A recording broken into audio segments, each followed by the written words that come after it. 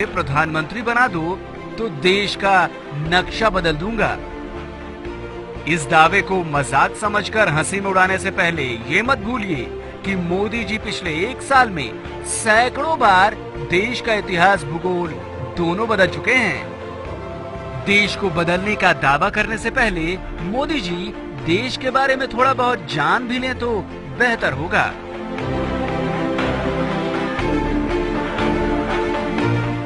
आपको दिखाते हैं मोदी जी के सामान्य ज्ञान के कुछ नमूने, जिसे देखकर आपको मोदी के ज्ञान और उनके दावों दोनों का सच पता लग जाएगा। प्रधानमंत्री जी, मेरी गुजरात की मिट्टी के सपूत डॉक्टर श्यामा प्रसाद मुखर्जी विद्वान थे। विवेकानंद जी उनके साथ वार्ता करते थे। स्वामी दयानंद सरस्वती उनसे वार्ता करते थे। लोकमान्य तिलक उनका मार्गदर्शन में संपर्क बनाए रखते थे। मोदी जी ने जो कहा उसकी हकीकत तो आप समझ ही चुके होंगे। अगर ना समझें तो हम आपको बताते हैं। मोदी ने कहा कि उनकी गुजरात की धरती के सपूत डॉक्टर श्यामा प्रसाद मुखर्जी, जबकि हकीकत ये है कि श्यामा प्रसाद मुखर्जी गुजरात के नहीं, पश्चिम बंगाल के थे। मोदी के मुताबिक स्वामी विवेकानंद जी श्यामा प्रसाद मुखर्जी से बातचीत करते थे, जबकि हकीकत यह है कि श्यामा प्रसाद मुखर्जी का जन्म 1901 में हुआ था। वहीं विवेकानंद जी का निधन 1902 में हो गया था। अब ये कैसे हो सकता है कि सिर्फ 1 बरस की उम्र में ही श्यामा प्रसाद मुखर्जी स्वामी विवेकानंद से बातें करने लगे हों?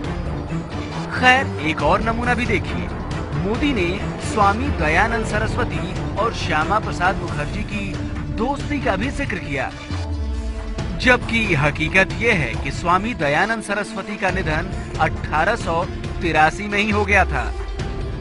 बस इतने में ही हैरान मत होइए, जरा मोदी जी के आगे का भाषण भी सुनिए। और लंदन में अंग्रेजों के नाक के नीचे इस गुजरात के सपूत ने इंडिया हाउस का निर्माण किया था। और मदन लाल धिंगरा ने कर्नल वायली को मारने का काम उस इंडिया हाउस में किया था। हिंदुस्तान में क्रांतिकारियों के वो गुरु माने जाते थे। भाषण की अगली लाइन में ही मोदी का ज्ञान गच्चा खा गया। मोदी जी ने कहा कि श्यामा प्रसाद मुखर्जी के कहने पर ही मदन लाल ढींगरा ने लंदन में कर्नल वायली को मारा था। वैसे ये बात सच है कि क्रांतिकारी मदन लाल ढींगरा ने ही कर्नल वायली को मौत के घाट उतारा था, लेकिन मदन लाल ढींगरा ने कर्नल वायली की हत्या 1 जुलाई 1909 को की थी, यानी उस वक्त जब श्यामा प्रसाद मुखर्जी सिर्फ 8 साल के थे। अभी तो और हंसना बाकी है, क्योंकि भाषण का अगला हिस्सा तो और भी मजेदार है।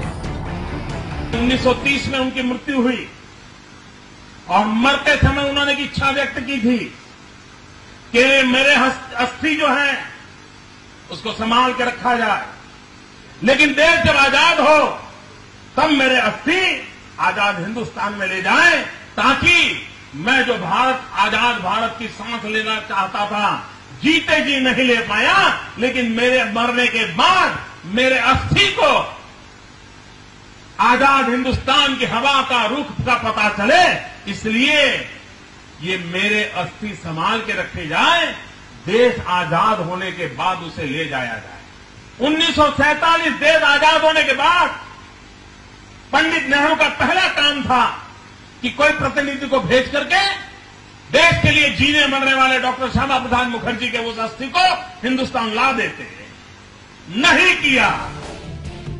वैसे अब आप चाहे तो हंस सकते हैं, और अगर अब भी हंसी नहीं आई तो भाषण के इस हिस्से की असलियत सुनकर जरूर आएगी।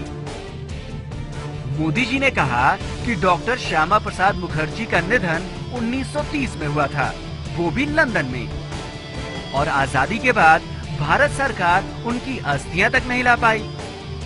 अब जरा असलियत भी सुन लीजिए।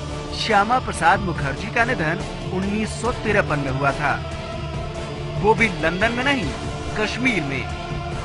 अब आप ही सोचिए, चले हैं देश के पीएम बनने, लेकिन देश के इतिहास का ही पता नहीं।